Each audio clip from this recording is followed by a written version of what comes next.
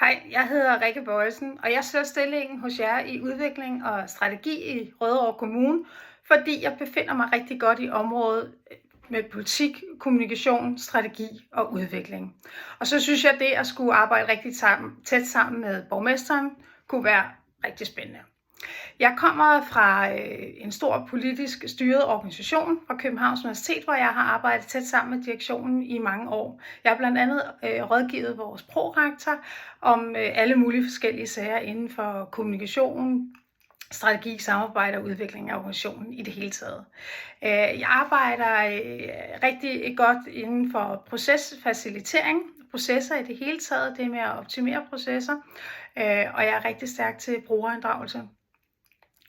Jeg kunne lige tænke mig at fortælle lidt om mig selv her til sidst.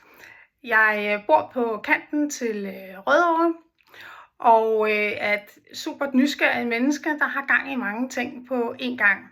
På mit feed på Facebook, det kan jeg sige, det består rigtig meget af madopskrifter, hvaler, hajer, alt hvad der er noget med under havet, rejser og så det, der sker inde i byen.